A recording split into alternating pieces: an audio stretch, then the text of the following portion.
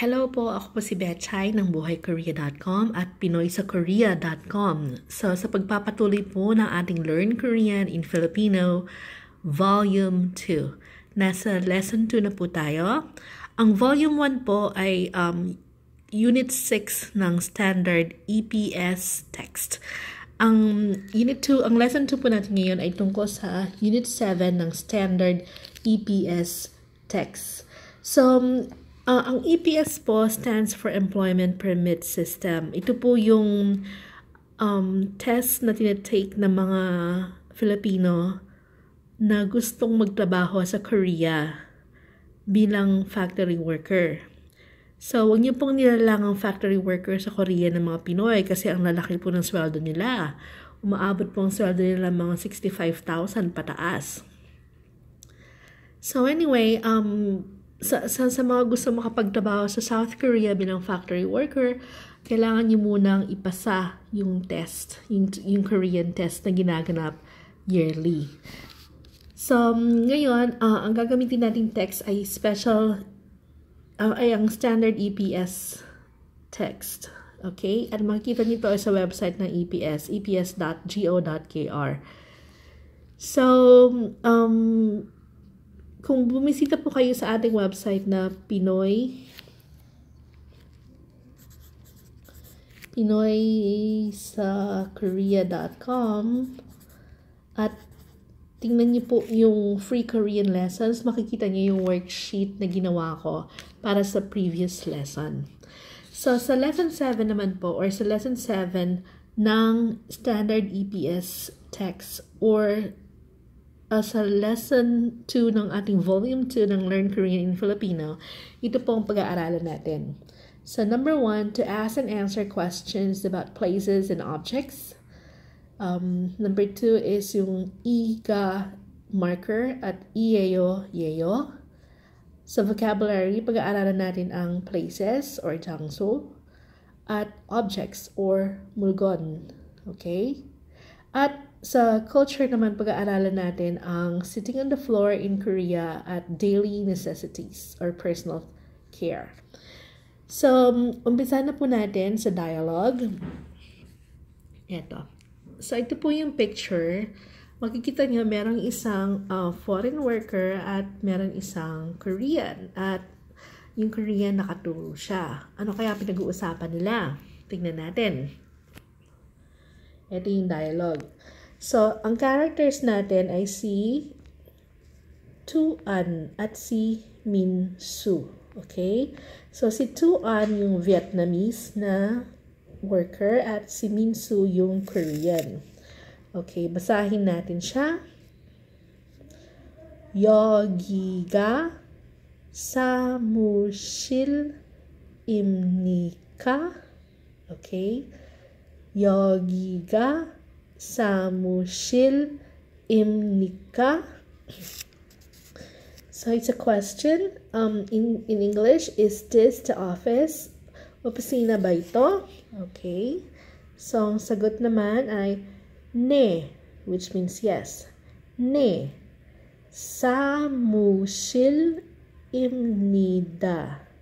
Or yes, it is an office, or it is the office. 화장실이, okay, 화장실이 어디입니까? Okay, 어디 means where. Okay, where is? 어디입니까? 화장실 is the restroom or bathroom. So, 화장실이 어디입니까? 저기입니다. 저기입니다. It's over there. Okay. So, tingnan po natin yung dialogue. 여기. When you say 여기, it means here. Okay? Here. So, 여기가 사무실입니까?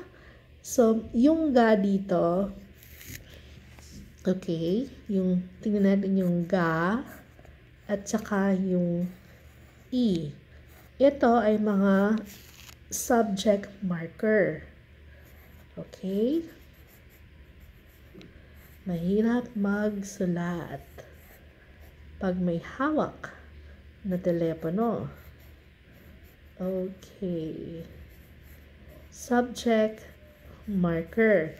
So, anong ginagawa na to? Pag in-attach natin to sa salita, ibig sabihin, itong pinag-uusapan natin. Okay? Ito yung subject ng ating sentence or question. So, yogi ga, dito. Samushil imnika, opisina. Samushil is office. Okay? Samushil. Samushil imnika, is this an office or is this the office? Ne. So, ne means yes. 사무실입니다. Yes, it is. Or yes, it is the office. Next, 화장실이. So, makikita natin to 화장실. Pero, dahil ang kasunod niya ay vowel lang, ang li sound, ang sound nito, ito transfer natin dito. So, 화장실이 어디입니까? So, 어디 means where. So, 어디입니까 or 어디예요. So, 화장실이, we're talking about 화장실. Ito yung subject natin. Gaya ng sabi ko, yung E, pag in-attach natin sa salita, it is a marker or sinasabi natin na ito yung pinag-uusapan natin. Okay? So, 화장실이 어디입니까? So, where's the bathroom? Answer, 저기입니다. It's over there. Okay, so 저기 means it's over there. 여기 means here. 저기 means there. Okay? 사무실 means office. 사무실 is an office. 화장실 is the restroom or the bathroom. Okay? So 실 is inside. Or room. Inside. Okay. So, naiintindihan natin yung dialogue natin. 여기가 사무실입니까? 네, 사무실입니다. 화장실이 어디입니까? 저기입니다. Okay. So, kung mapapansin nyo, ang ginagamit pa rin natin dito is formal, polite form. 입니까 at saka 입니다. Kasi, as much as possible, gusto nilang ituro na gumamit tayo ng formal polite sa opisina or sa trabaho kung ang kausap natin ay mas nakakataas or nakakatanda sa atin. Okay? So, ito yung mga words, yung vocabulary na kailangan natin pag-aralan. Ipopost ko rin to sa pinoysakorea.com. So, hintayin niyo po yun. So, these are the words. Yogi. Okay. Pag masyadong close yung camera, medyo lumalabo. Yogi. Yogi means here. Jogi. Jogi, over there. Kogi. Kogi, there. So, ano yung difference nila? Kasi ito, yung speaker at yung kausap niya, magkatabi lang sila. At pinag-uusapan nila yung doon sa malayo. Dito, ito yung speaker at saka ito yung kausap niya. So, malayo sa speaker. So, kogi. Okay? Kogi. Chogi. At pag malapit sa speaker, yogi. Okay? Next naman is odi. Odi is a question word. Ibig sabihin where or saan. Odi. Odi. Okay? Odi kayo? Where are you going? Odi kayo? Where are you going? So, odi means where. Next, 회사. Okay, 회사 is workplace. 회사. Okay. 사무실. 사무실, office. 화장실. 화장실, restroom. 식당. 식당, restaurant. 집. 집, house. 기숙사. 기숙사, dormitory. Next, 세탁소. 세탁소, laundromat or yung laundry place. Okay. 미용실. 미용실 is hair salon. Hair salon or beauty shop. 미용실. Next, 시장. 시장 is market. Next, 마트. 마트 or mart, supermarket. 편의점. 편의점 or convenience store. Supermarket. Supermarket or supermarket. So, ano yung difference ng mate at saka supermarket? Pag sinabi natin supermarket, yung parang sari-sari store. And then yung mate, yung malalaking stores like yung SM Hypermart or yung restaurants na grocery. I think, I'm not sure kung meron pa yun kasi 10 years na ako hindi nakaka-uwi ng Pilipinas. So anyway, yun yung difference nila. Yung mate, yung malaking grocery store, at yung supermarket, yung parang sari store sa Korea. Yung 편의점 naman, yung parang 7-Eleven. Okay? 편의점. Okay, and yung 시장, yung traditional market or palengke. So, palengke, 시장, mate, yung malaking supermarket gaya ng Pure Gold. Yeah, Pure Gold. And yung 편의점 naman is yung 7-Eleven or yung convenience store. And supermarket, yung sari-sari store or yung neighborhood tindahan natin. Okay? So, ano nga ba yung difference ng I at saka ga? Yung I at saka ga ay subject marker. So, subject particle comes after a noun in order to indicate the subject of the sentence. Kung ano yung pinag-uusapan natin. Bakit ga? Ga is followed by nouns such as go, nano, chega, nega, noga. And E, okay, ends in a consonant. So, ito lang yung iga, yung difference din nila, yung final consonant. So, for example, gagana example natin, 사무실 or 화장실, 화장실이. So, pag may final consonant siya, so, 실, right? Sorry, mahirap kasi magsulat eh. Yung ginagamit natin is E pag merong final consonant or patim. Pag wala namang patim, ang ginagamit natin is ga. Halimbawa, okay, yogi. Yogi, right? Yogi. So, yung marker natin is ga. Kasi wala tong final consonant or walang patim. Ito may patim or final consonant, kaya ang gagamitin natin is E. Okay? Alright. So, ang next naman, this is an exercise, Yeonsup. Okay. So, Yeonsup, ano to? Bahay in Korean, jeep. Okay. 회사, office. 회사. Okay. And then this one is, okay, office, workplace. 회사 is workplace. And then 사무실 is yung mismong office na pinagtatrabahuhan, and 화장실, bathroom. There you go. Okay. So, punta naman tayo sa second dialogue. Second dialogue, makikita natin si Rihan at saka si Tuan. So, ito si Tuan at saka ito si Rihan. Pareho silang foreign worker or pareho silang nagtatrabaho sa opisina. So, magkapareho rango nila. So, tingnan natin yung conversation. Or, nasan sila?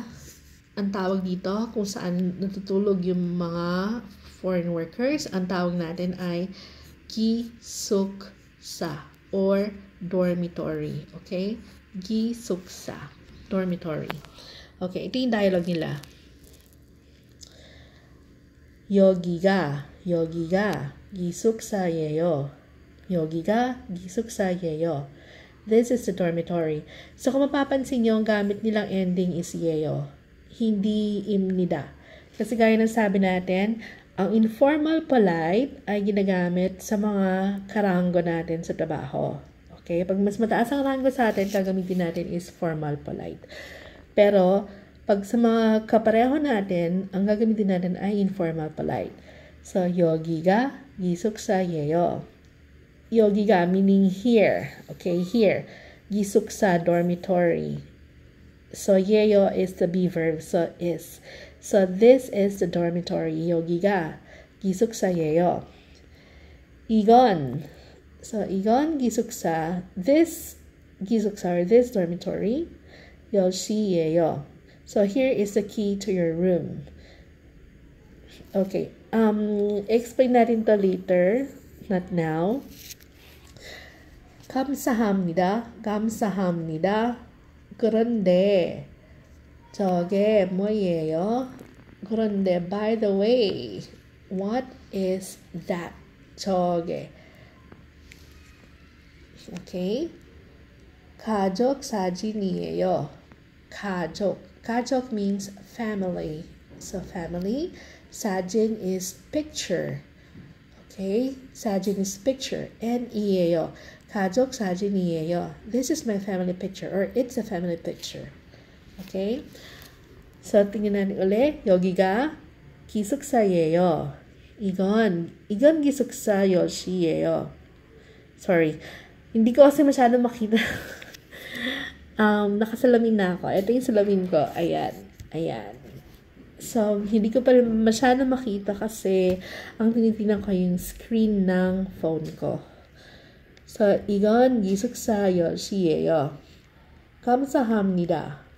그런데 저게 뭐예요? 뭐예요 is what is, right? Gaya ng sabi ko, yung root word nito is muot. Pag formal, sinasabi natin 무엇입니까? Pero pag informal, polite, 뭐예요? 뭐예요? 이름이 뭐예요? What is your name? 이거 뭐예요? What is this? 저게 뭐예요? What is that? Okay? So, 가족 사진이에요. 가족 사진이에요. This is my family picture. Okay.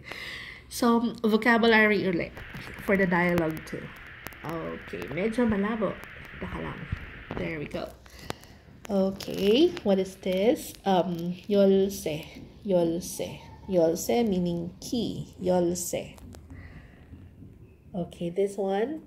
가족 사진. 가족 사진 or family picture. Next, 가방. 가방.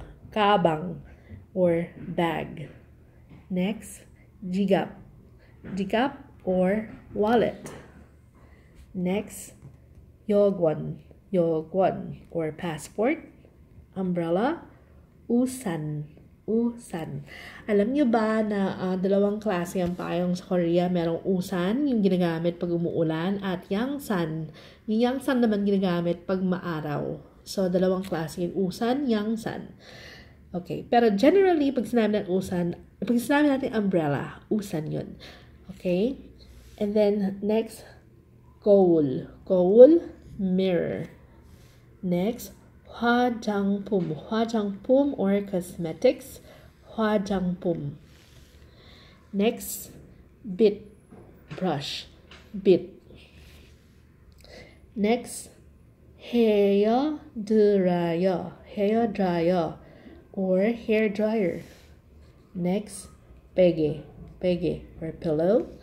Next, 이불. 이불 or blanket. Okay. So,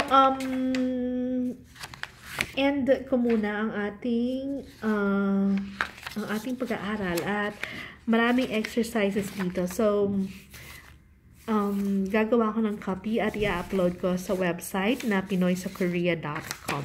Okay? So, thank you and hanggang sa muli. Siguro makakapag-upload ako ng bagong lesson sa Thursday. Alright? Bye!